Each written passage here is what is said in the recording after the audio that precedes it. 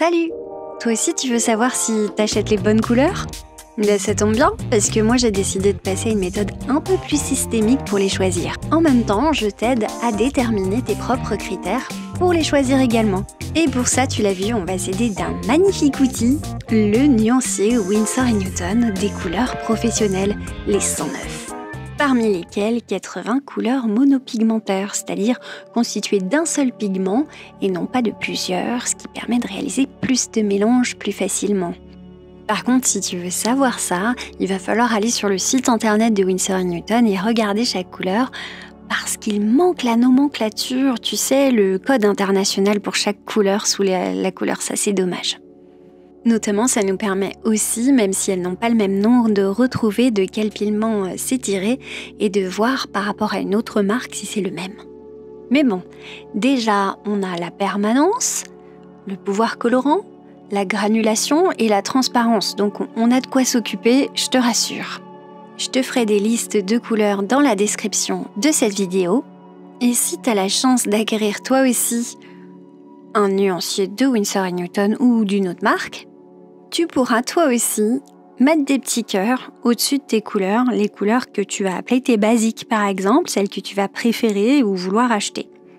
Avant ça, ce que je fais ici, c'est que je surligne les couleurs qui sont transparentes. Pourquoi? Parce que c'est tout simplement mon premier critère, la transparence, et ensuite j'aurai la stabilité. Pourquoi ça, tu vas me dire? Eh bien, pour sélectionner mes couleurs de base et pas mes couleurs coup de cœur, c'est pas pareil les couleurs de base et les couleurs bonus. Les couleurs de base, je les prends toutes transparentes parce que je suis sûre qu'elles vont bien se mixer entre elles et continuer à donner un mélange transparent au fur et à mesure que je peins. Et bon, tu vas me dire que je suis un peu classique, hein, mais pourquoi ne pas commencer comme ça, tu vois? Le deuxième critère, ça va être la stabilité. Pourquoi? Parce que je suis une artiste à vocation professionnelle, c'est-à-dire que je commence à vendre des portraits. Et si je veux m'en faire un critère, parmi ces 106 couleurs sur les 109 qui sont classées en conservation qualité archive, autant en prendre les meilleurs des meilleurs.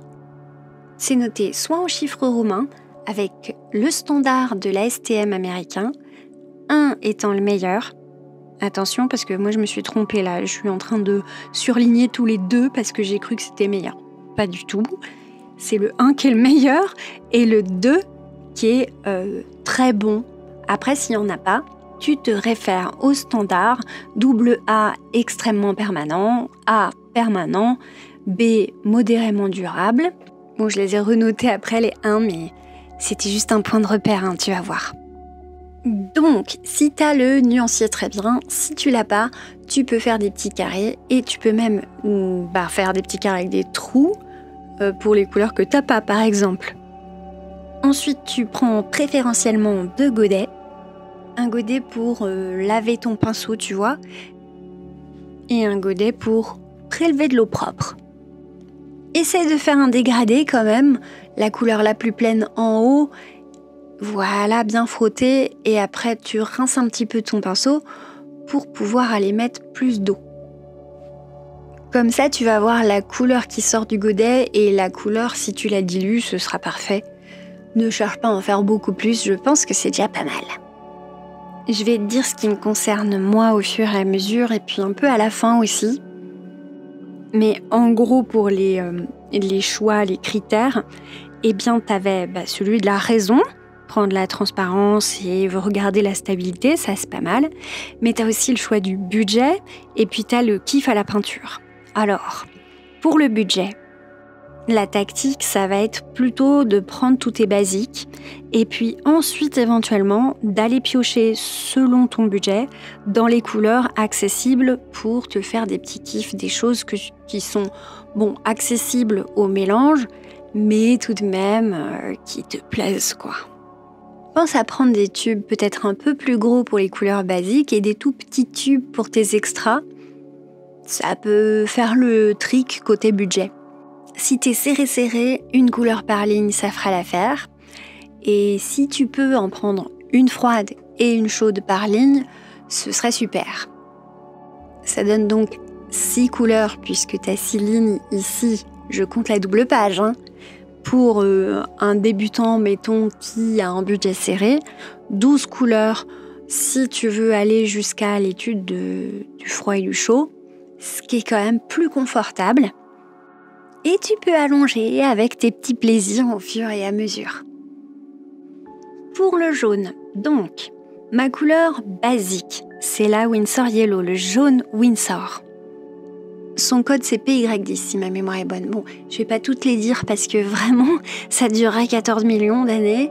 Mais bref, pour Winsor, c'est le jaune Winsor et c'est mon basique, c'est ma couleur primaire. Si je devais m'en faire 12, eh bien donc je prendrais le Winsor Lemon également, qui est beaucoup plus froid. Donc j'aurais un froid et un chaud, ou plutôt neutre. Si je veux tirer vers le orange, je mélange avec du rouge, donc techniquement, j'ai pas vraiment besoin de orange. Tu verras tout à l'heure, j'ai mis plein de cœurs moi sur cette ligne de jaune. Donc après je me suis calmée un peu. J'irai plutôt vers carrément un cadmium, la jaune de cadmium foncé que j'ai trouvé très jolie. Pareil le sans cadmium, hein, c'est la même chose, donc autant prendre le sans cadmium. Ils sont tous les autres de toute façon opaques, donc de ce côté-là, hein, c'est du mélange, c'est opaque, ça me dérange pas, c'est une couleur bonus. Et j'ai quand même un vieux faible pour le jaune de Turner. C'est vrai. Il ressemble un peu au jaune de Naples, tu vois, en ce sens surtout qu'il est opaque et qu'il a cette espèce de couleur du sud. Mais il est beaucoup plus jaune. Donc bon, ça me ferait une belle couleur coup de cœur. Mes anti-coups de cœur, là, c'est plutôt le jaune transparent et la gomme goutte.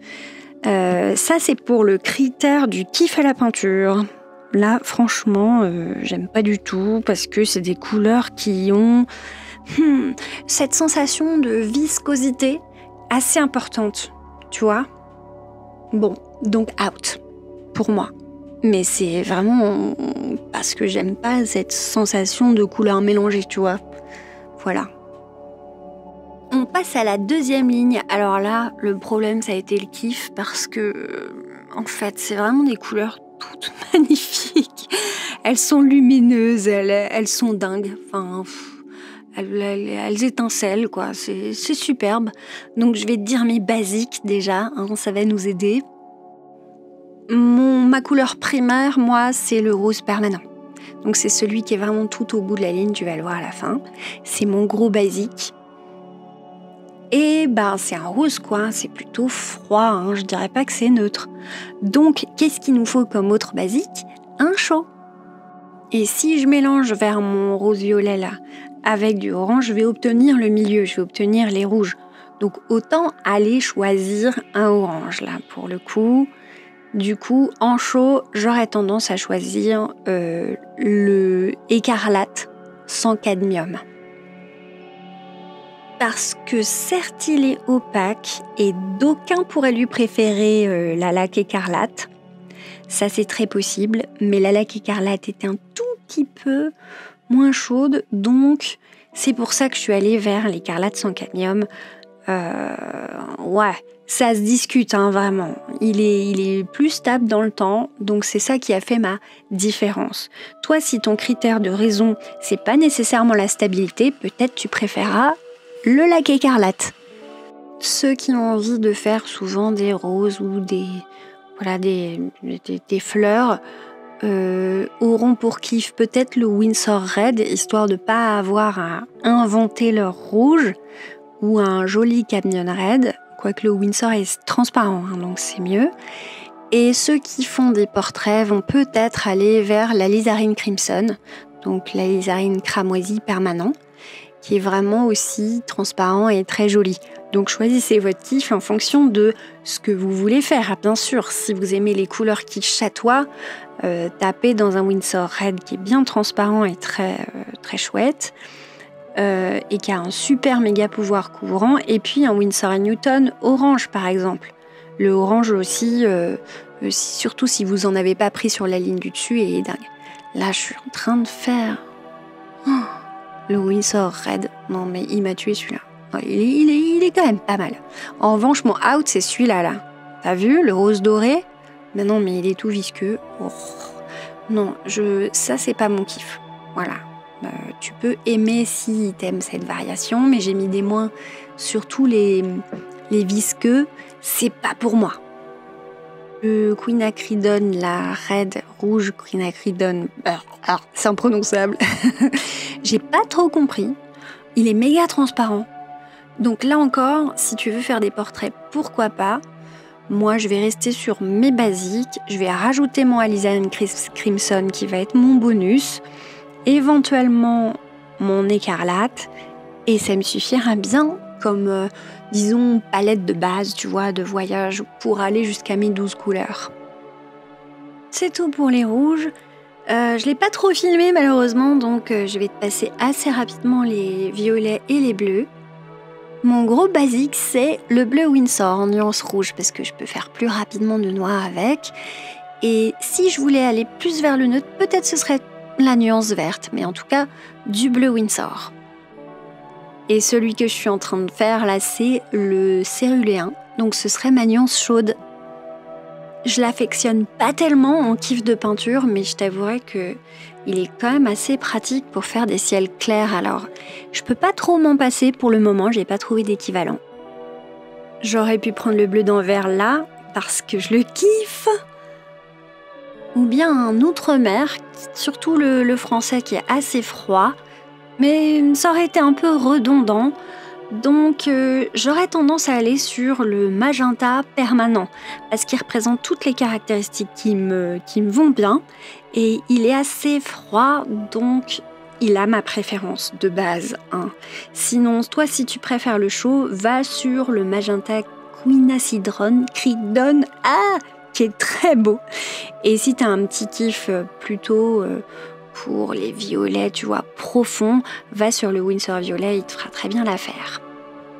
Si t'es blindé, n'hésite pas en tout cas, toutes les couleurs violettes, la tendance rose, etc., c'est du transparent, le bleu aussi, et tout ce qui tend vers les rouges, pas orange, ça l'est aussi, donc bon là, tu prends pas trop de risques. Allez, la ligne des bleus verts maintenant. Le basique va dépendre de ce que tu peins le plus. Moi, je peins le plus des portraits, donc je vais aller prendre un basique plutôt vers le jaune de Naples qui m'aide beaucoup à faire certaines carnations, même s'il n'est pas transparent et que quand même il exagère. Si tu fais beaucoup de paysages marins, par exemple, tu vas aller sur du phthalo turquoise ou de l'aquagreen, là, le vert d'eau, qui sont mais complètement géniaux, magnifiques. Si tu fais un peu de tout, ton basique, ce sera plutôt le vert Winsor. Le nuance bleu est très très bien. Le nuance jaune est très très bien. Donc les deux basiques à retenir si tu fais un peu de tout et que tu ne sais pas encore te décider, c'est les deux Winsor Green. Un en nuance bleu pour le froid, un en nuance jaune pour le chaud. Ah, je suis passée sur les couleurs préférées de Eudes Correa qui sont les turquoises. Ils sont pas tout à fait transparents, mais lui, il s'en sert toujours en crémeux. Donc, tu vois, ça dépend vraiment de l'utilisation. Une fois que tu as tes 6 duos, c'est bon, tu peux tout faire. Il suffit d'étudier les mélanges et tout va bien. Mais on aime se faire plaisir et on voudrait une palette un peu complète où on galère pas trop avec les mélanges. Donc, oui. Ce que je t'ai pas dit, c'est que à mon jaune de Naples, moi, mon autre basique, c'est le gris de périlène. Je sais, ça peut paraître bizarre, c'est l'un des très foncés là, mais je l'aime vraiment beaucoup parce qu'il permet de me donner des nuances magnifiques dans les foncés et j'aime bien, tu sais, quelquefois aller très fort dans les contrastes, donc voilà. Encore une fois, je passe beaucoup de temps sur ce vert, mais ça va vraiment dépendre de ton utilisation et je veux que tout le monde soit bien servi. Si tu fais de la nature, il est de notoriété publique que le vert de Hooker est pas mal. Il est transparent en plus. Le vert de vessie permanent, est très très bien aussi. Et ça va te permettre de faire ton chaud-froid à la nature, tu vois. Donc là, tu auras tes deux basiques pour faire des feuilles, tout ça, auxquels tu peux ajouter le vert olive, qui est pas ouf en termes de viscosité, mais qui s'en sort quand même. J'aime bien les couleurs rabattues. Tu vois, par exemple, l'opéra, c'est moins moi, on va dire. Le vert Windsor, c'est moins moi. En revanche, ce qui va être moi, ça aurait pu être le terre verte. Malgré tout, sa viscosité ne permet pas que je m'y attarde plus. Il est trop transparent pour un verre, ça ne me permet pas de jouer avec, ça m'agace. Et ah oui, si, ça aurait été le green gold. Là, franchement, c'est une couleur qui est, je sais pas, l'or vert un peu étrange, quoi, tu vois. Il y a quelque chose d'un peu profond à ce jaune délavé, là, qui a l'air déjà mélangé, alors qu'il est pur. Je le trouve cool. Et la grosse découverte, c'est l'oxyde de chrome. Voilà. Alors ça, franchement, j'en avais jamais entendu parler, mais je suis en train de le faire, là. Mais il est génial, t'as vu ? Oui, je lui ai mis un petit cœur tout de suite, là, j'ai pas attendu la fin de la ligne, je le trouve dingue. Je pense que ça peut aisément m'aider pour les végétations, alors que je mélange tous mes verres, moi j'en ai pas besoin normalement. Mais peut-être, je sais pas, je suis lassée, ou voilà, mais j'admets que c'est peut-être mon kiff, hein, quand même. Les couleurs rabattues, en tout cas, ça va être l'un des grands enseignements de moi à moi-même qui ai fait ce nuancier. C'est que les couleurs rabattues continuent de m'attirer, et alors que j'aurais pu mélanger 2 couleurs lumineuses qu'elle m'aurait fait une rabattue, il n'y a pas de doute, mais j'ai cette attirance naturelle vers ces types de couleurs. Tu vois le terre verte là ? Non mais tu vois comme je galère à le réveiller. Bon alors je sais pas si c'est que je galère à le réveiller ou si c'est qu'il est très très transparent. Sans doute ça. En tout cas il a que des qualités, hein. Transparent, bien résistant à la lumière. Il granule par contre, moi je suis pas fan des couleurs qui granulent, donc si toi tu l'es parce que ça fait des effets, parce que ça fait très aquarellé, vas-y, fonce. Tu vois, tout dépend de tes critères. En tout cas j'espère que tu as bien compris la liste de critères que je te propose. Hein. D'abord les critères de la raison. Est-ce que tu veux prendre la transparence ou la stabilité ?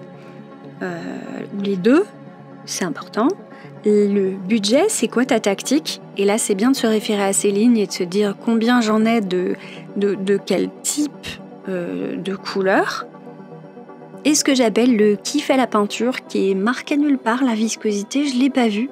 Ça peut aider du coup de voir le nombre de pigments qu'il y a, parce que j'ai l'impression que plus c'est mélangé, plus il y a de pigments, et moins ça va être top, tu vois. Bon, j'espère que je fais pas une logorée insupportable, en plus t'as pas grand chose à regarder. À part ça, t'as vu, j'ai amélioré ma technique en mettant une petite goutte d'eau sur chaque petite pastille. Donc toi c'est pareil, si t'es un nuancier, tu peux faire exactement la même chose. Sache que ça va permettre de diluer avant que t'arrives dessus la couleur en avance. Un petit peu quand tu peux mouiller toute ta palette avant de commencer à travailler, quoi. Ok, donc sur cette ligne, ça va être simple mais de basique. Ils sont situés à la fin. Bon, c'est pas de peau pour le timing de ma vidéo, mais c'est pas grave.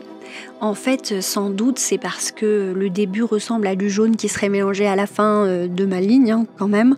Donc du coup, mon froid est plutôt le terre d'ombre naturel et mon chaud est plutôt le terre d'ombre brûlé.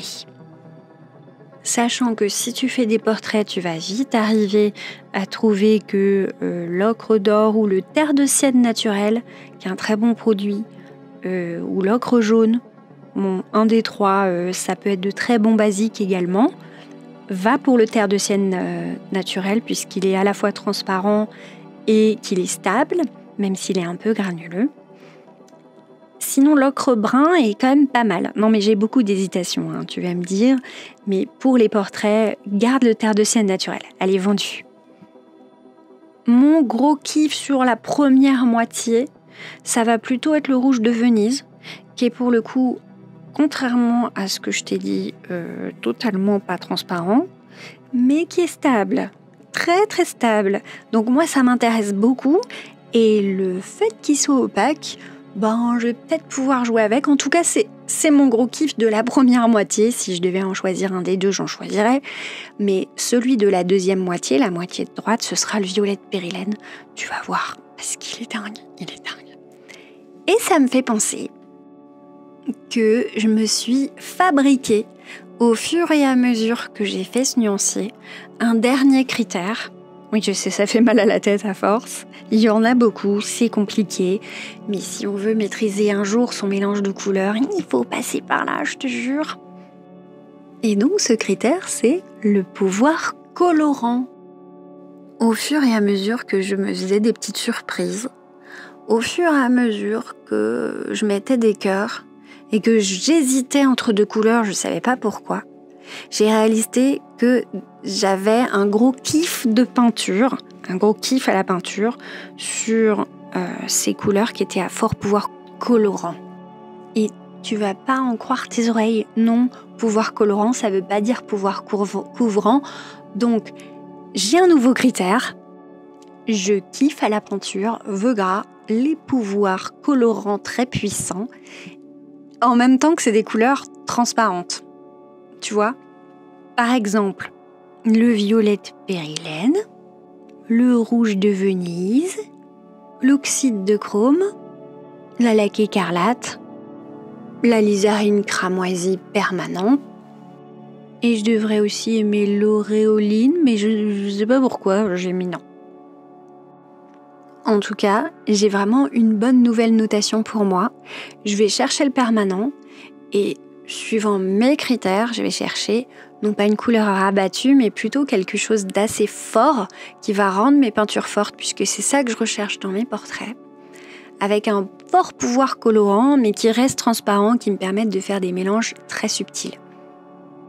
Pour cette dernière ligne, franchement, c'est pas très facile. Je pense que je vais te dire moi, d'accord ? Et puis ensuite, tu feras en fonction de ta pratique. Mais c'est pas très très facile. En gros, mon basique, c'est le grid paint et le deuxième, c'est le blanc de titane. Parce que le grid paint, c'est très transparent, donc ça me permet de faire des mélanges super. Par contre, tu vois là, il y a une petite tendance bleue à ce truc, donc il faut faire quand même un peu attention. Si tu veux aller vers le noir charbon, il vaut mieux le fabriquer toi-même, comme je le fais dans cette vidéo. En revanche, si ça te galère de fabriquer ton noir et que tu as déjà essayé, ma foi, tape sur un noir d'ivoire, tant qu'à faire, ça ira plus vite. Il est très stable, il est très bien. Par contre, il y a beaucoup de gens qui iraient sur le neutral, la teinte neutre, parce que justement, c'est la fameuse combinaison de 3 couleurs, les 3 primaires, qui permettent d'obtenir quelque chose d'assez neutre, et ça te permettra de rabattre n'importe quelle couleur et de la faire descendre comme ça de plein de gros tons sur le cercle chromatique. Donc pratique quand même, tu vois. Donc bon, moi là, je te donne pas de conseils, c'est vraiment à tester. Transparence, grid pen, polyvalence, teinte neutre, noir, noir, noir, noir d'ivoire. Le gris, c'est très dangereux parce qu'il est très mélangé, il est un peu visqueux, il est pas ouf en termes de texture, mais c'est pratique quand tu fais des portraits et que tu es une feignasse sur les mélanges. Comme moi, assez souvent.